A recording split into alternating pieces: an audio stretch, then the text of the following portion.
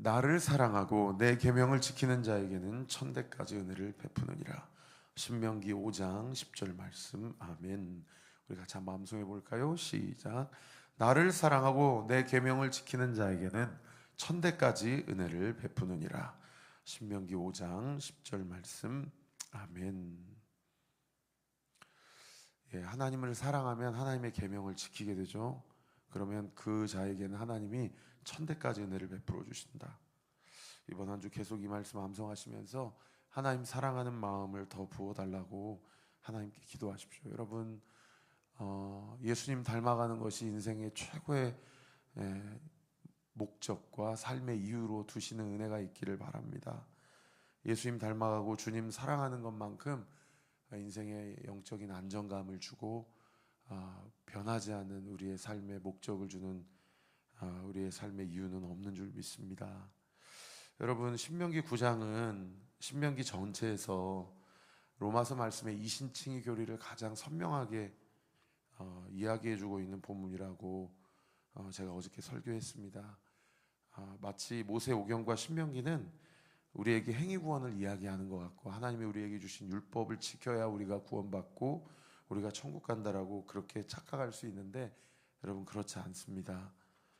우리는 믿음으로 말미암아 구원을 얻게 되고, 그 믿음은 하나님이 은혜로 주신 것이고 하나님이 우리에게 선물로 주신 것이라는 것을 신명기 9장이 우리에게 이야기하고 있는 아주 선명한 복음의 본문입니다. 오늘 본문에 보면 모세가 죽기 전에 유언 설교잖아요.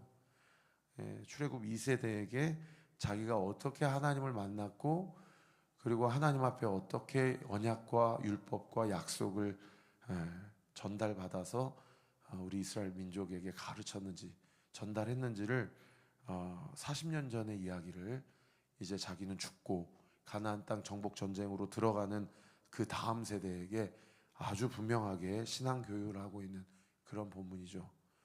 11절에 보시면은 40주 40야를 지난 후에 하나님께서 자기에게 돌판, 곧 언약의 두 돌판을 주셨다. 여러분, 모세가 호렙산에서 출애굽하고 그리고 12정탐꾼 보내기 직전에 하나님 앞에 율법을 받았는데, 그 직전까지 물론 아브라함과 이삭과 야곱, 요셉, 이 시대에는 주님과 이스라엘 백성 안에, 믿음의 선조들 안에 분명히 어떤 그 영적 계약과 언약이 있었죠. 그죠? 내가 너를 믿음의 조상으로 세워서 내가 너를 복을 주고, 그리고 하늘의 별처럼 바다의 모래알처럼 너희 민족을 번성하게 하겠다. 이것도 어떻게 보면 율법 아닙니까? 언약이고 약속이잖아요. 근데 이렇게 어떤 텍스트로 하나님이 이스라엘 백성에게 약속을 주신 적은 사실은 모세 이전에는 없었거든요.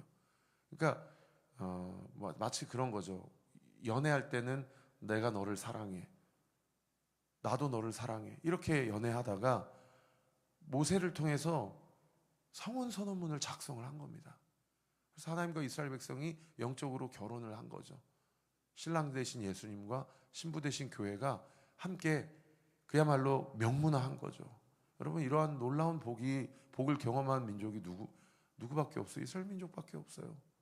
그리고 그것은 마치 하나님이 이스라엘 백성에게 내가 너희만 사랑해 라고 하신 것이 아니라, 제가 예전에 설교했지만 너희 민족을 통해서 내가 열방을 구원하리라 하신 하나님이 먼저 주신 장자에게 준 축복이죠. 그러면 얼마나 큰 복을 받았습니까? 그죠? 그런데 12절에 보십시오. 내게 이르시되 일어나 여기서 속히 내려가라. 네가 애굽에서 인도하여낸 네 백성이 스스로 부패하여. 하나님은 내 백성, 내 민족이라고 하시다가 갑자기 12절에는 네 백성, 네 민족. 벌써 하나님의 마음에 큰 상처를 받으셨어요. 여러분, 성혼 선언문 작성하고 이제 결혼 예식 이제 막 올렸는데 신부가 어떻게 된 거예요? 마치 호세아 선지자 이야기에 나오는 고멜처럼 음란한 일을 계속 행하는 거죠. 다른 남자에게 가는 겁니다.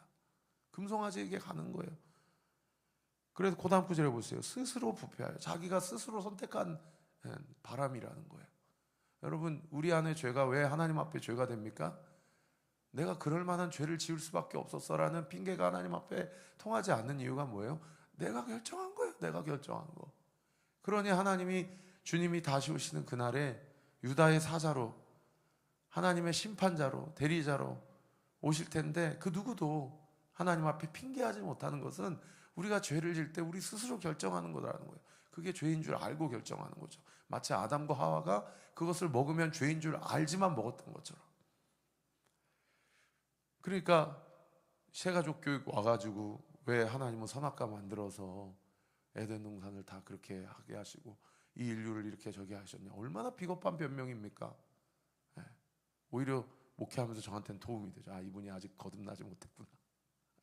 자기가 거듭났으면 왜 선악과를 만들어가지고, 왜 내가 이런 부모를 만들어서, 이런 부모를 만나서 왜 내 상황이 이렇게밖에 될 수 없어서, 이런 얘기를 하는 거예요. 신앙생활 하면서. 거듭난 사람은 어떤 얘기를 합니까? 제가 죄를 지었습니다. 더 나아가서 어떤 얘기를 합니까? 자기가 짓지도 않은 죄를, 저 사람의 죄도 나의 죄입니다. 이렇게 되는 거죠.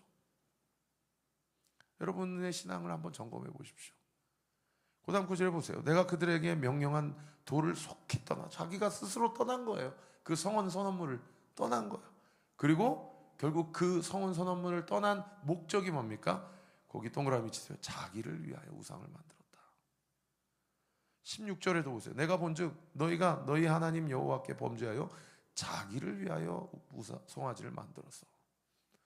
여러분, 왜 우리가 하나님을 떠납니까? 왜 우리가 영적으로 바람이 납니까? 왜 스스로 자기가 죄를 짓기로 결정합니까? 자기중심성이에요. 죄는 자기중심성이 죄의 본질이라는 겁니다. 왜 선악과를 따먹었어요? 자기중심성이에요. 하나님같이 되기 위하여. 하나님의 통치와 하나님의 나의 인생의 주인 되심을 자기 스스로 거절하는 거죠.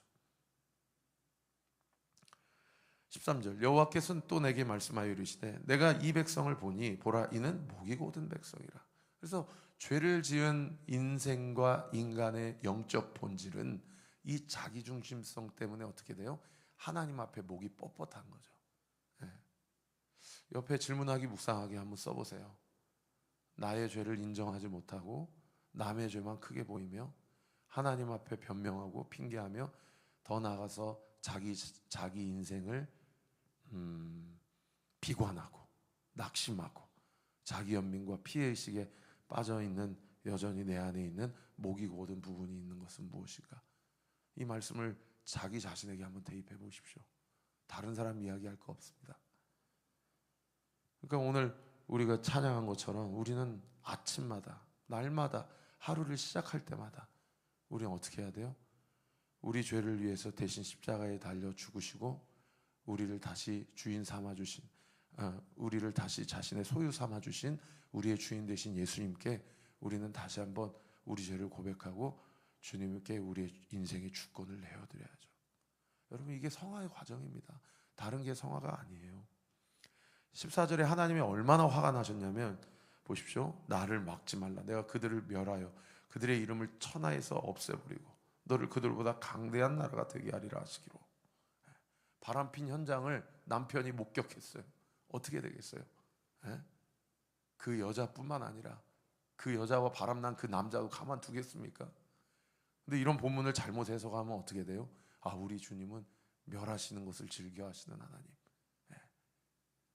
전혀 말씀에 대한 문맥과 영적인 분석과 해석 없이 자기의 죄에 대한 하나님 앞에서의 깊이 있는 통찰과 회개 없이 그냥 문자적으로만. 15절에 보십시오. 내가 돌이켜 산에서 내려오는데 산에는 불이 붙었고 언약의 둘파는 내 두 손에 있었다. 40년 전, 38년 전에 모세가 중간에서 중보자로, 그죠?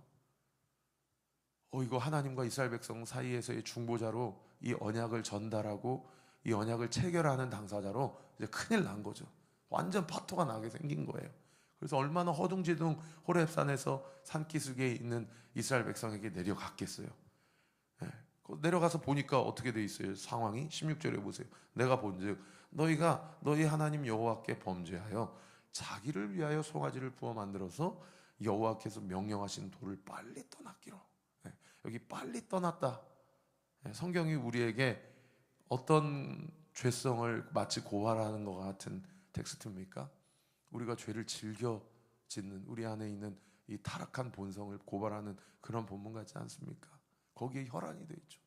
우리가 얼마나 돈을 좋아하고, 우리가 얼마나 음란하고, 우리가 얼마나 음욕과 쾌락과 탐욕과 정욕으로 점철되어 있는 우리의 본성을 너무 민망하게 이렇게 드러내고 있는 본문 아닙니까? 17절에 내가 그 두 돌판을 내 두 손에 들어 던져서, 모세가 중보자로서 하나님이 주신 성혼 선언문을 완전히 깨뜨려 박살을 내버렸어요. 완전히 깨어진 결혼 관계가 되어버린 거죠. 그래서 너희 목전에서 깨뜨렸다. 여러분, 이 17절에 깨뜨렸다. 여러분, 오늘도 우리의 유일한 중보자 모세는 결국 여러분 구약에 있는 모든 사람들, 모세뿐만이 아니에요. 구약에 있는 모든 사람들은 다 누구를 예표하는 그림자입니까? 예수 그리스도를 예표하는 그림자예요. 그러니까 이스라엘 백성과 하나님 사이에서의 유일한 중보자의 역할을 감당했던 모세는 불완전한 존재였어요. 네. 그러나 나와 하나님 사이에서의 유일한 중보자가 되시는 예수님은 완전한 중보자가 되십니다. 그러니까 모세가 그 목전에서 그 돌판을 깨뜨렸다는 얘기는 뭐예요? 예수님이 우리를 대신하여서 십자가에서 모든 몸과 살과 피가 다 찢김을 당하신 거예요. 우리의 그 영적 바람 때문에, 우리의 죄악 때문에, 우리의 탐욕과 우리의 정욕 때문에 완전히 찢김을 당하셨어요. 처절하게. 그래서 제가 지난번에 한번 설교했죠. 여러분, 십자가는 나를 향한 주님의 포기할 수 없는 사랑.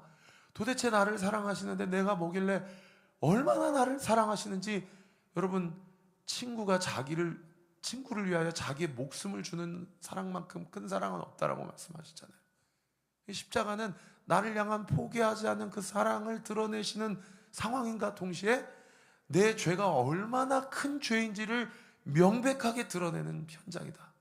이 하나님의 사랑과 공의가 동시에 이루어지는 현장이 그 유일한 중보자가 되신 예수 그리스도가 십자가에서 완전히 벗김을 당하시고 완전히 수욕과 치욕을 당하시고 모욕을 당하신 채 완전히 창과 채찍에 찔리고 찢김을 당해서 우리의 죄를 위해서 완전히 깨뜨려짐을 당하신 현장이 십자가의 현장이다. 그리고 18절에 보십시오. 그리고 내가 전과 같이 40주 40야를 여호와 앞에 엎드려서 다시 올라가요. 그 깨짐을 당하고 다시 40주 40야를 금식하고 모세가 목숨 걸고 올라가는 겁니다. 하나님은 다 진멸하고 나는 다른 민족하고 다시 언약을 맺겠다고 하셨는데, 하나님 여기서 나를 버리시고 내 민족을 버리시면 천하 만민이 여호와 하나님 이스라엘 하나님을 뭐라고 하겠습니까? 그러면서 다시 목숨을 걸고 시내 산 꼭대기에 올라가서 40주 40야를 하나님 앞에 중보자로서의 역할을 감당하고, 고단 9절에 보세요. 떡도 먹지 아니하고 물도 마시지 아니하였으니 이는 여호와의 목전에서 너희가 악을 행하여 그를 경노하게 하여 크게 죄를 지었습니다. 옆에 질문하기 묵상하기 한번 써보세요.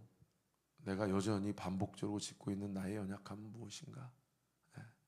여전히 입술로, 생각으로, 마음으로 내가 세례받고 내가 거듭나고 내가 내 인생의 주인을 그리스도로고 고백했지만 여전히 내 인생이 자기중심성으로, 아이센터드로 여전히 내가 내 삶의 혈기와 욕망과 정욕으로 점철되어 있는, 여전히 하나님의 주권과 통치를 받아내지 못하고 있는 부분이 있다면 무엇인가? 19절에 여호와께서 심히 분노하사 너희를 멸하려 하셨으므로 내가 두려워하였노라. 두렵고 떨린 마음으로 다시 갔겠죠. 자기 기도와 중보자로서의 역할이 과연 관철되고 성공할지, 그건 철저히 정말 하나님께만 달려있는 거죠. 그러나 모세는 할 수 있는 만큼 중보자로서의 사명을 감당하는 겁니다. 그런데 감사하게도 고단 9절의 접속사가 얼마나 희망적이에요. 그러나 여호와께서 그때도 내 말을 들으셨다. 그때도 내 말을 들으셨다. 여러분, 그때도는 어떤 의미예요? 용서하실 수 없는 상황에도예요. 나를 저버릴 수밖에 없는, 누가 봐도 나를 용서하지 않아도 누구도 하나님을 비방할 수 없고 하나님을 원망할 수 없는 그 상황에도 모세라는 한 중보자를 통해서 이스라엘 백성을 용서하신 것처럼, 나도 나를 용서할 수 없는 그 상황에도, 나도 나를 용납할 수 없는 그 상황에도, 그때에도 예수 그리스도라는 유일한 중보자 되시는 그분의 기도를 통하여 오늘도 우리를 용서하시고 우리를 사랑하시고, 마치 어미새가 자기의 새끼를 품은 것처럼 우리를 품으시고 우리를 포기하지 않으시고 예수 그리스도의 그 중보의 기도를 들으시고 우리를 용서하셨다라는 겁니다. 그리고 심지어 고단 9절에 보세요. 여호와께서 또 아론에게 진노하사 그를 멸하려 하셨으므로, 아론은 주동자잖아요. 내가 다 용서해도 아론은 못 용서해. 얼마든지 이렇게 말씀하실 수 있는 거 아닙니까? 그런데 세상에 그때에도, 거기도 동그라미 치세요. 그때에도 모세가 아론을 위해서도 기도했다는 거예요. 아론을. 예수님이 마치 십자가에서 죽으시기 직전에 그 가상 7원 중에 한마디가 무엇이었습니까? 저들의 죄를 용서해 주세요. 그냥 도망간 제자들, 침묵하고 있는 백성들만 용서해 주시는 것이 아니라 지금 나를 위해서 희롱하고 조롱하고 침뱉고 돌 던지는 저들까지도 용서해 주세요. 저들이 지금 무슨 일을 하고 있는지 알지 못합니다. 예수님의 그 가상 7원의 한마디가 생각나는 구절 아닙니까? 그런데 세상에 21절에 보세요. 너희 죄 곧 너희가 만든 송아지를 가져다 불살라 찢고 티끌같이 가늘게 갈아 그 가루를 산에서 흘러내리는 시내에 뿌렸다. 무슨 얘기예요? 아론까지도 용서했다. 그리고 그 하나님의 통치를 거부하고 내가 만든, 자기를 위해 만든 우상, 그 우상을 내가 완전히 가루로 박살내고 하나님 앞에 회개하고 회개에 합당한 열매를 맺었다. 행동으로 옮겼다는 얘기죠. 기도만 한 게 아니라 완전히 박살을 낸 거죠. 오늘 아침에 김양재 목사님의 같은 본문의 설교를 들어보니까 자기 우상이, 지금은 이제 소천하셨지만은 자기 남편이었다라고 고백하시더라고요. 자기 남편이 의사였고 대한민국에서 최고 좋은 학교 나왔고, 그 당시 그 김양재 목사님 30대니까 아마 80년대일 거라고 추정이 되는데 그 당시 외제차를 타고 다니셨다고 하니까, 그래서 남편이 좋아서가 아니라 저 집안에 시집 가면은 내 평생 먹고 사는 문제는 걱정하지 않아도 되겠구나. 근데 남편에게 시집 가고 나서 얼마나 하나님이 시집살이를 훈련을 강하게 시키셨는지, 그리고 남편 일찍 소천하시고, 그리고 거듭나고 회심해서 큐티 사역하시고 말씀 전하시고 교회 개척하면서 내 인생이 여기까지 왔다. 여러분 안에 우상은 무엇입니까? 내가 오늘 가루를 내야 하고 완전히 빠야 할 이 영적 세계에서 결코 두 주인을 섬길 수 없는, 우리 안에 주님 앞에 분명하게 행동의 삶의 열매를 맺어야 될 이 영적인 영역 가운데서의 나의 주도권과 통치권은 누구에게 있습니까? 오늘 본문을 통해서 하나님 앞에 우리의 삶의 주권을 명확하게 세우고, 여러분, 제가 어제도 참 많은 성도님들과 신방을 했지만 제발 먹고 사는 문제 걱정하지 마세요. 그거 안 믿는 사람들이나 하는 거예요. 우리가 이번 한 주도 암송하는 이 구절처럼 하나님 사랑하고 하나님의 말씀을 지키는 자에게는 하나님이 복을 주시고 그 인생을 책임지십니다. 때로는 욥처럼 이유 없는 고난을 당할 때도 있죠. 그러나 결코 망하지 않습니다. 제가 어저께 한 분에게 그렇게 얘기했어요. 우리의 삶이 이 땅에서의 삶이 전부냐고. 그럼 바울이 뭐라고 얘기해요? 그럼 가장 불쌍한 인생이다. 여러분, 이 땅에서의 삶은 길어봐야 100년입니다. 영원이라는 삶 안에서의 100년은 그야말로 먼지만도 못하는 시간이에요. 여러분, 먹고 사는 문제 십자가 앞에 못 박고 스트레스 받지 마세요. 오늘도 주님 주인 삼고, 주님이 나를 사랑하셨듯이, 얼만큼 사랑하셨어요? 목숨을 내어주실 만큼, 완전히 깨어 부셔짐을 당하실 만큼 사랑하셨어요. 그 주님의 그 사랑, 나도 주님을 사랑하고 싶습니다 라고 주님께 고백하고 주님의 말씀 앞에 온전하게 진심으로, 주님이 아세요. 이게 정말 마음이 없어서가 아니라 목이 곧아서 나한테 대적하는 건지, 아니면 마음은 진심이 있는데 연약해서 바울이 고백한 것처럼 육신으로는 죄의 법을 따라서 잠깐 넘어진 건지 주님이 아세요. 그러면 다시 일어나면 되는 거예요. 그리고 주님의 말씀 앞에 온전히 순종하면 여러분, 우리 삶에 필요한 모든 것들은 우리가 기도하는 것보다 상상 이상으로 하나님이 우리의 삶 가운데 놀라운 복을 주시고 가장 좋고 선한 길로 인도해 주시는 줄 믿으시기를 우리 구주 예수 그리스도 이름으로 축원합니다. 기도하겠습니다. 아버지 하나님, 오늘도 한 구절 한 구절 우리 사랑하는 성도님들과 함께 나누었습니다. 오늘 이 현장에서 주님 앞에 나온 성도님, 그리고 오늘 온라인으로 예배드리는 성도님, 각자의 자리에서 오늘도 아침 제단을 쌓는 우리 사랑하는 성도들의 기도를 하나님께서 기뻐 흠양해 주실 것을 믿습니다. 우리의 작은 한숨도 결코 외면하지 않으시는 하나님이시라 우리가 고백하는데, 오늘 이 아침에 주님 앞에 간구하고 기도하는 모든 기도가 응답되게 하시고, 오늘 이렇게 새벽에 또 처음 나온 성도님도 계십니다. 오늘 이 근처의 병원에 입원하셨다고 그러는데 어떤 질병이고 어떤 고충이고 어떤 삶을 살아왔는지 종은 모르지만 주께서 오늘 이 아침에 하나님의 여종의 기도를 들으시고 그 모든 고질적인 질환 예수의 이름으로 다 고침받고 치유받는 놀라운 믿음의 역사가 일어나게 하여 주옵소서. 오늘도 이 아침에 자신의 죄를 고백하고 또 자신의 죄뿐 아니라 누군가의 죄도 나의 죄로 고백하며 하나님의 주권과 통치를 구하는 우리 사랑하는 성도들의 모든 기도가 토시 하나도 땅에 떨어지지 않고 온전히 응답되는 귀하고 복된 은혜의 역사가 있게 하여 주옵소서. 우리 교회의 갈 길을 주님께 맡겨드립니다. 다음 주에 있을 전교인 수련회, 아버지 하나님 모든 일정마다 주님 함께하여 주시고 성도들 마음 가운데 이번 수련회를 향한 강렬한 소망함을 부어주시기를 기도합니다. 예수님의 이름으로 기도합니다. 아멘. 이제는 우리 구주 예수 그리스도의 은혜와 하나님의 사랑과 성령 하나님의 위로교통 충만하심이 오늘 주신 말씀 붙들고 오늘도 주 안에서 주님과 함께 동행하고 또 오늘 저녁 시간에 목요 찬양 예배 함께 나와서 오늘 이 밤에 주실 은혜를 기억하면서 하나님을 상고하며 날마다의 삶 가운데 예배재단, 말씀재단, 기도재단으로 통해 우리를 사랑하시는 그 사랑에 주님이 신실하셨기에 우리도 신실하게 반응하기로 결단하는 우리 사랑하는 온리교회 모든 성도들 머리머리 위에, 또 오늘 함께 예배드리는 우리 사랑하는 성도님 머리머리 위에 지금으로부터 영원토록 함께 하시기를 간절히 축원하옵나이다. 아멘.